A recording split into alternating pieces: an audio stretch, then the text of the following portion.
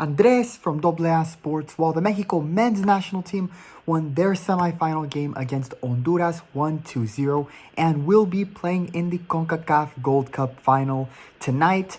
The Mexico women's national team, earlier that day, the same day they played their semifinal game against Honduras, played their second game of a two-game series against Colombia in Estadio Coruco Diaz and won by a score of 1-0, 1-0. And with that, Mexico won the aggregate and the women's team was successful in their two-game series. With that, here are their grades for the women's team in their performance. Goalkeeper, A. Estefany Barreras was the starting goalkeeper once again, which was no surprise.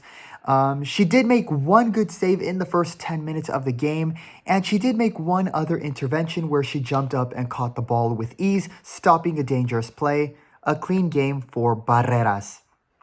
Defenders, A. Reina Reyes, Rebecca Bernal, Caro Bernal, and Nicolette Hernandez were the starting defenders. While they did give up that one opportunity in the first 10 minutes, and they did take a bit longer to get settled into the game, from there they were great and shut down any offensive threat Colombia had. The defense finished with 6 tackles won in the game, along with 31 clearances and 10 interceptions. Really good defending once again, especially in the second half. Midfielders, B. Alia Farmer was the starting defensive midfielder, and Carla Nieto and Ali Soto started alongside her. The midfield did look shaky in the first half, and that was likely what resulted in Colombia actually having the majority of the ball possession in this game. It wasn't Ali Soto's worst game ever, but it also was not her best performance as she only had one shot and did get a yellow card in the 54th minute before she was eventually substituted in the 60th minute.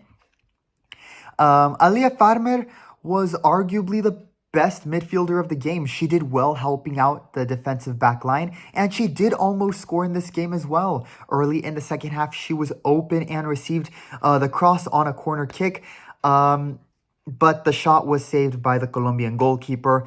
I do think the midfielders in the second half, especially Farmer and Nieto, did play much better in the second half, where they were definitely more active and held onto more ball possession. So overall, I think a B grade is fair here for the midfielders. Offensive front, A. Ovalle and Maria Sanchez were the starting wingers, and Diana Ordóñez was the starting forward. Ovalle was definitely the better of the two wingers in this game. She created a lot of opportunities, but I feel that she really wasn't given a lot of help, especially in the first half. She had a moment where she took the ball away and made a run with the ball, and you could see her point ahead, asking for somebody to push up to receive the ball, but only Ordóñez pushed up on that play. That was a bummer to see. She also had 3 shots in the game and more opportunities in the second half before being substituted in the 83rd minute. Maria Sanchez had 2 shots in the game, but also had some moments where she was non-existent, which was not ideal. And for her to not push up on that play attempt by Ovalle, that did leave more to be desired from her as well. As for the striker position, Diana Ordóñez was the starting striker, and she had a very good game. She was very active offensively in both halves and had a header that was blocked by the Colombian goalkeeper. And in the second half, she became the player of the game, where in the 58th minute, she stole the ball away from Colombian defender Jorlin Caravalli, and went on to score the only goal of the game, which won the game and the aggregate for Mexico. Ordóñez had a great performance, and I was honestly a bit surprised that she was substituted in the 60th minute, given she was playing so well.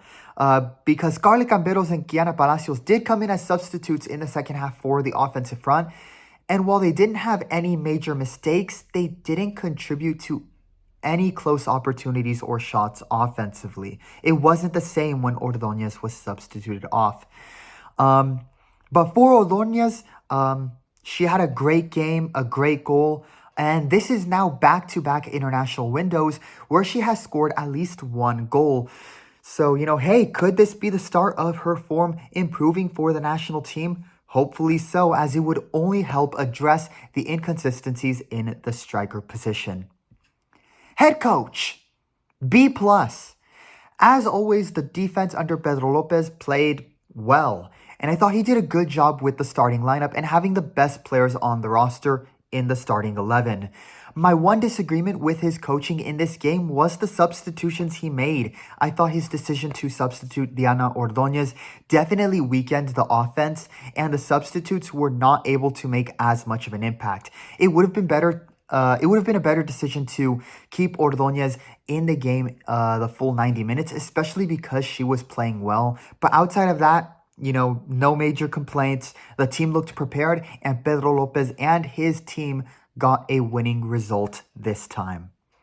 Final score, Mexico won 1-0 in Zacatepec and won the 2-game series by the same score. And for an overall team grade for this game, I will give them an A-, and for the 2-game series overall, a B+.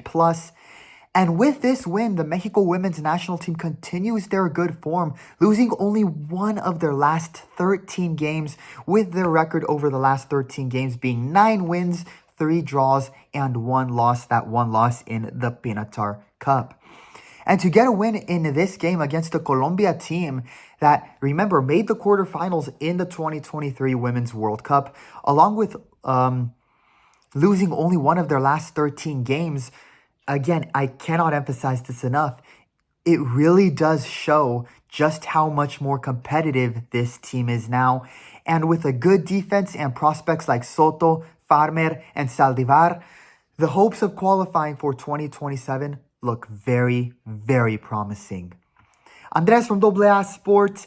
Leave a like and subscribe, and stay tuned in for more Mexican football content. I was at the Mexico versus Honduras Gold Cup semifinal game, and all the great photos and videos I have are up on my channel now. So go check out that content as well. Stay tuned in for more Mexican football content. With that, thanks for watching. Vamos Mexico.